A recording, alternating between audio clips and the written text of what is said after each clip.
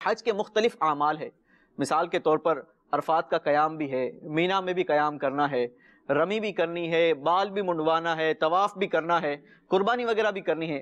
اس کے کیا ثواب جو ہے وہ روایتوں میں ملتے ہیں، احادیث مبارکہ میں اس میں کیا ثواب بتائے جاتے ہیں، اور معافی سے متعلق کیا بیان کیا گیا؟ حج کے بارے میں قرآن مجید فرقان حمید میں حکم ارشاد فرمایا گیا، احادیث طیبہ میں متعدد بلکہ بکثرت بے شمار فضائل اس کے بیان فرمائے گئے۔ صحیح۔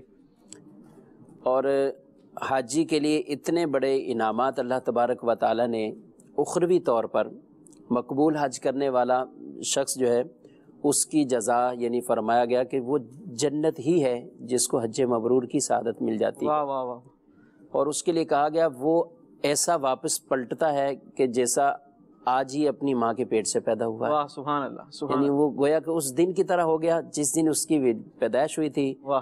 تو جب آدمی پیدا ہوتا ہے تو وہ اس وقت گناہگار نہیں ہوتا، گناہیوں میں نہیں ہوتا، تو ویسا ہو گیا۔ ویسا تصور آپ کیجئے، یعنی اتنا بڑا انعام ہے، کتنی بڑی سعادت ہے، کتنی بڑی سعادت ہے اور کتنا بڑا انعام ہے۔ ایک حدیث مبارک میں عرض کرتا ہوں، نبی کریم صلی اللہ علیہ وآلہ وسلم مینا شریف میں تشریف فرما تھے مسجد میں، تو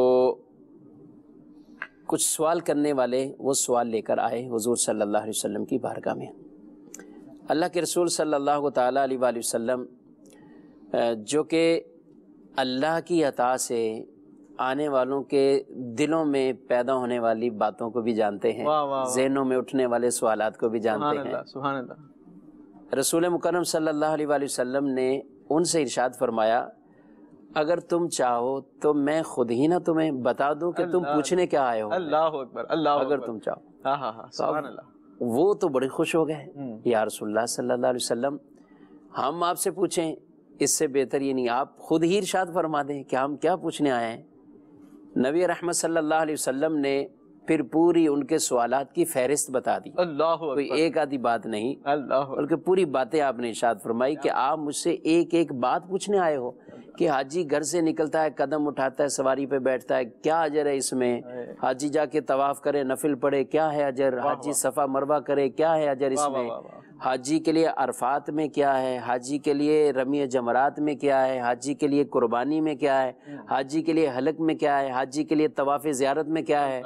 یہ سب چیزیں اس میں کیا کیا انعام حاجی کے لیے رکھے ہیں، یہ وہ اپنے ذہن میں سوچ کر آئے تھے، اور یہ نبی پاک علیہ الصلوۃ والسلام نے خود ہی بتا دیا کہ یہ سوالات لے کر آئے۔ اور اس کے بعد وہ کیا کہنے لگے کہ یا رسول اللہ صلی اللہ علیہ وسلم، اللہ تبارک و تعالی یعنی اس ذات کی قسم جس ذات نے آپ کو مبعوث کیا ہے، ہم یہی سوال لے کر آپ کے پاس اللہ اکبر، ہم یہی سوال لے کر۔ امام عشق و محبت سیدی اعلیٰ حضرت کا وہ شعر مجھے یاد آ رہا ہے کہ اور کوئی غیب کیا تم سے نہاں ہو بھلا، جب نہ خدا ہی چھپا تم پہ کروڑوں درود۔ سبحان اللہ، کیا شان ہے میرا۔ تو نبی کریم صلی اللہ علیہ وسلم نے خود آپ نے ان کی باتیں بھی بتائیں، پھر ارشاد فرمایا ایک ایک چیز کے بارے میں۔ تمہارے ذہن میں یہ سوال تھا کہ حاجی قدم اٹھائے حج کے لیے جو جاتا ہے تو اس کو کیا ملتا ہے؟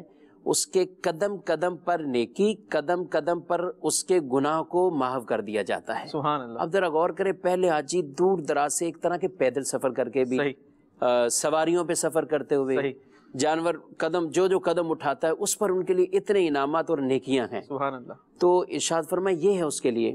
پھر وہ شخص آتا ہے، طواف کرتا ہے، اس کے بعد 2 رکعتیں پڑھتا ہے، تو اس کے لیے اتنا اجر و ثواب ہے کہ گویا کہ اولاد اسماعیل، حضرت سیدنا اسماعیل، ان کی اولاد میں سے اگر کوئی غلام ہے اور یہ شخص اس کو خرید کر آزاد کر دے، جتنا ثواب اس پر ہے اس 2 نفل کے بعد اللہ انہیں اللہ اکبر، صرف 2 رکعت نفل طواف کے بعد جو پڑھتا۔ اللہ اکبر اللہ۔ پھر ارشاد فرمایا صفا مروہ کی طرف جائے، صفا مروہ کرائے تو اس کی مثل 70 غلام آزاد کرنے کی، یعنی اسے یعنی ثواب عطا فرماتا ہے 70 غلام آزاد کرنے۔ پھر فرمایا کہ حاجی کے لیے ظاہر ہے جب حج کے ایام شروع ہوتے ہیں عرفات میں جاتے ہیں، تو عرفات کی جو وہ لمحات ہوتے ہیں اللہ تبارک و تعالی فرشتوں کے سامنے مباحات فرماتا ہے، فخر فرماتا ہے، میرے بندے پراگندہ حال، میرے بندے اس کیفیت میں دور دراز سے میرے پاس آ گئے، اگر ان کے گناہ ریت کے ذرات سے بھی زیادہ ہیں اور اگر ان کے گناہ سمندر کی جھاگ سے بھی زیادہ ہیں، یعنی ان کے گناہ اگر بارش کے قطروں کی طرح ہی کیوں نہ ہو، فرمایا میں ان کے گناہوں کو معاف فرما دوں، اللہ اکبر، اور یہ جس کے لیے سفارش کریں گے اس کی بھی مغفرت فرما دوں۔ اللہ اکبر۔ پھر ارشاد فرمایا کہ آدمی یہ اور ارکان ادائیگی کرنے کے بعد رمی جمرات بھی ہے، جی، اس پر پہنچتا ہے، کنکری مارتا ہے، تو اس کنکری پر بھی ایک ایسا کبیرہ بڑا گناہ کہ جو آدمی کو ہلاک کر دے، اس کی تباہی کے لیے وہ گناہ ہی کافی ہو، وہ ہلاکت میں ڈالنے والا گناہ، وہ اس کی مغفرت فرماتا ہے اللہ تبارک و تعالی۔ اس کبیرہ گناہ کی اللہ تبارک و تعالی ایک اس پہ مغفرت فرماتا ہے۔ ارشاد فرمایا حاجی قربانی کرتا ہے، یہ قربانی کا ثواب اس کے لیے آخرت میں ذخیرہ بنا دیا جاتا ہے، یعنی اس کا ثواب آخرت میں اللہ تعالیٰ فرمائے۔ حاجی اپنا حلق کرتا ہے، بال بال کے بدلے میں اس کو نیکی اللہ تبارک و تعالیٰ عطا فرماتا ہے۔ سبحان اللہ۔ پھر یہی حاجی جب طواف کر رہا ہوتا ہے، طواف افاضہ کر رہا ہے، تو ارشاد فرمایا کہ اس کے دونوں شانوں کے درمیان آ کے فرشتہ ہاتھ رکھتا ہے، اللہ اللہ، اور اس کو آ کے کہہ دیتا ہے کہ اب اپنے عمل نئے سرے سے شروع کر، سبحان اللہ، جو کچھ تھا اللہ نے معاف کر دیا، سبحان اللہ، جو کچھ تھا اللہ نے معاف کیا، اب اپنے اعمال، یعنی گویا کہ اسی وجہ سے کہا کہ حاجی کو اپنے گھر پہنچنے سے پہلے اس سے اپنے لیے مغفرت کی دعا کرواؤ، یعنی حاجی جب آتا ہے آدمی، فرمایا گھر پہنچنے سے پہلے اس سے ملو اور اس کے لیے اپنے لیے مغفرت کی دعا کرواؤ، کیونکہ وہ خود مغفرت یافتہ لوٹتا ہے، تو جس کے لیے مغفرت کی دعا کرے گا اللہ کا اس کے لیے بشارتیں ہیں کہ وہ جس کی سفارش کرے گا اللہ وہ قبول فرمائے گا۔